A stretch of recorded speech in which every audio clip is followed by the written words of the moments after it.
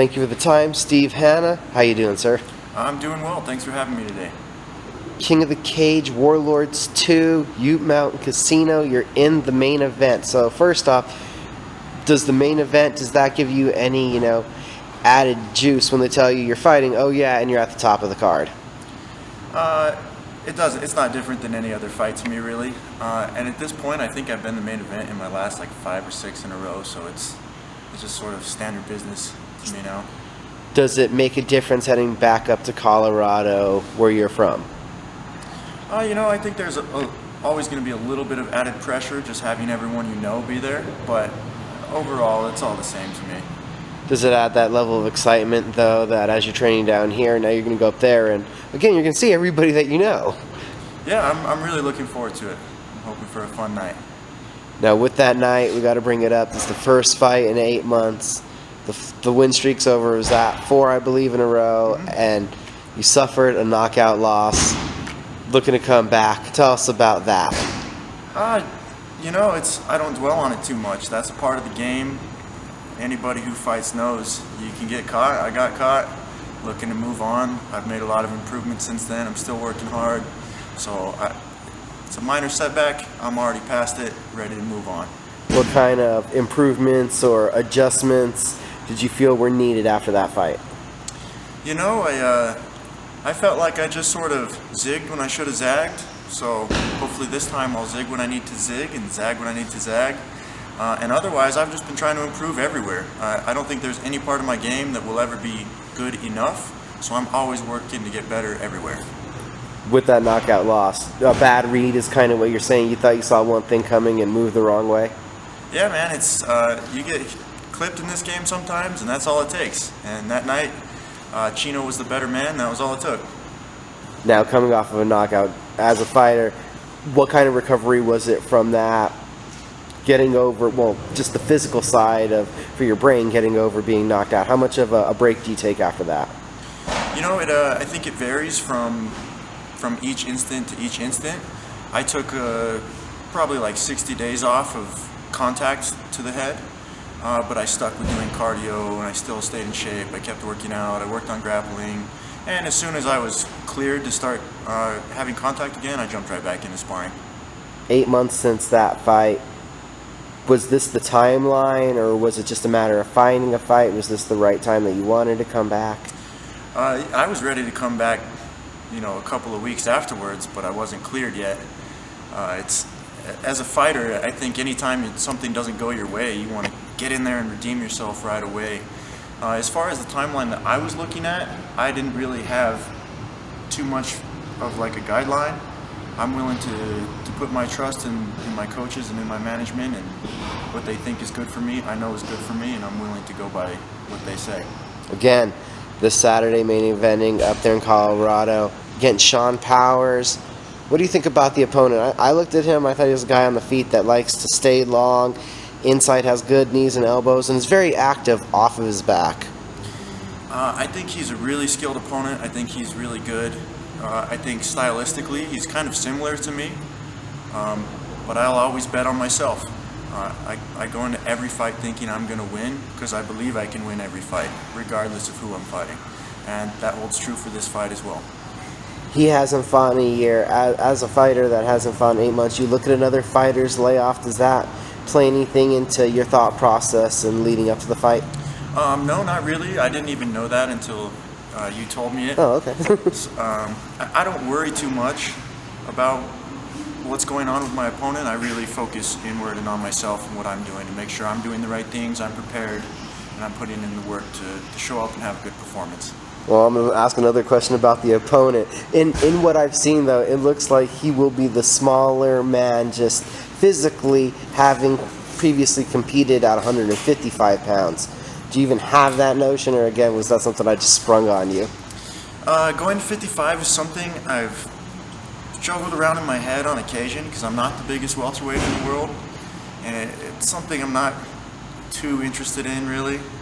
I can get to 70 fairly comfortably. I feel good there. I feel like my performances there are good. I don't want to sacrifice performance just to be a little bit bigger. I think if you're got the skills, then it shouldn't 5 pounds, 10 pounds shouldn't really make that big of a difference. So even if you do have the size advantage in this one, hasn't played into any thought of yours yet? No, not really. I think where I have the advantage is in my skill set. And in that skill set, what is the biggest advantage? It's always going to be grappling for me.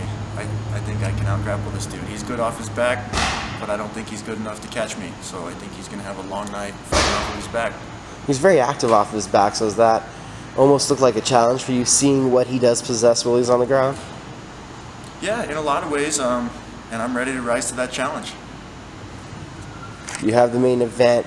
Do you feel any more pressure with that main event to kind of sell the event? Again, also going back home up there to Colorado?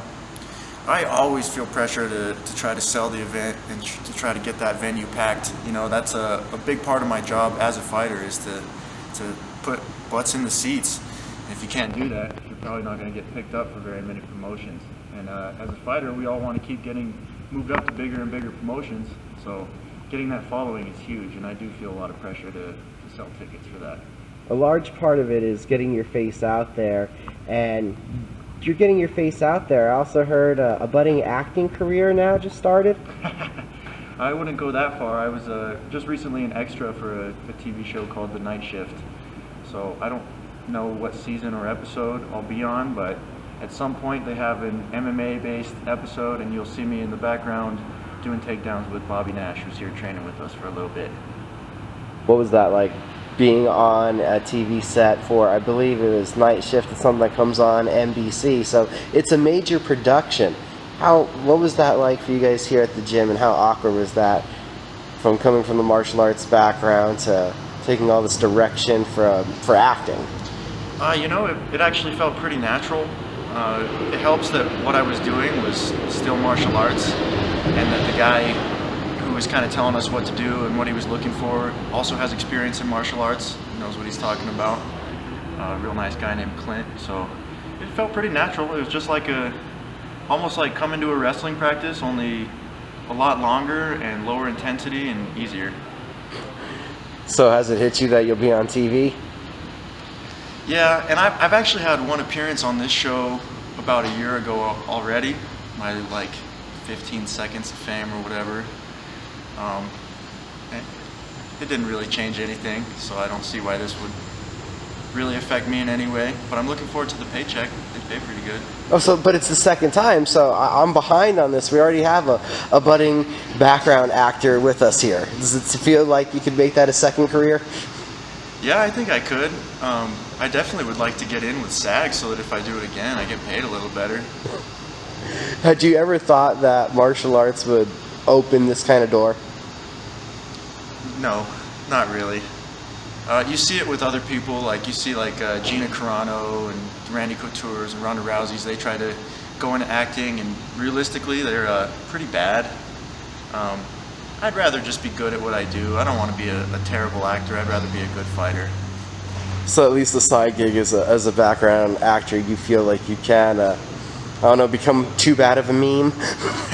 Yeah, I can't have a bad performance if I'm not even talking.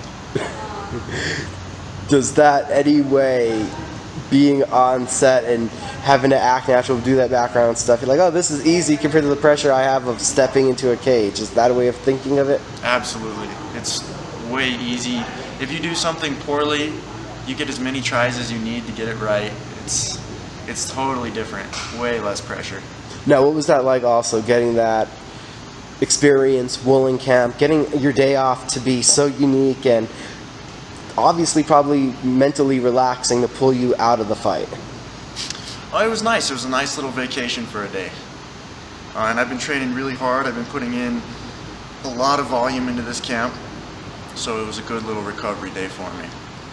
Now, what's your focus going into this fight? You both have all your wins by stoppages, I believe, all of yours, all of Sean's.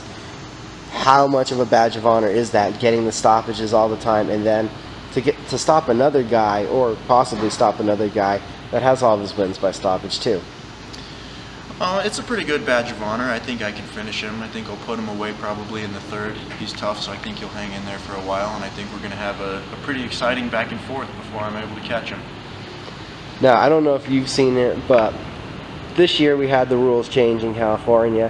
Have you seen that more knees to the heads have happened just because they said there was a rule change? Yeah, and I personally think you should be allowed to knee to the head on the ground anyways. So I wish they would just change the rules so that it's legal. Can we just go pride rules? Those were so much better. I would like to see pride rules, but keep the elbows. Keep the elbows. One FC or one championship, I believe. I believe they have those kind of rules, like their rules set the best. Yes. Now, also, there's been talk of new weight classes. Where do you think that would fit into you? Possibly, they're talked about dissolving 70, having 75, 65 going every 10 pounds, which would be such an idea. I'm totally cool with that. I feel like I would fit in great at 65. That's probably where I'd end up, given that scenario, and I'd be totally comfortable with that. What's the message for the fans, Steve, as we have the main event this weekend back up there in Colorado? It's going to be a great fight. It's going to be exciting, lots of action. I expect a war, so don't miss it. If you need tickets, hit me up. Thank you for the time, sir. Thank you.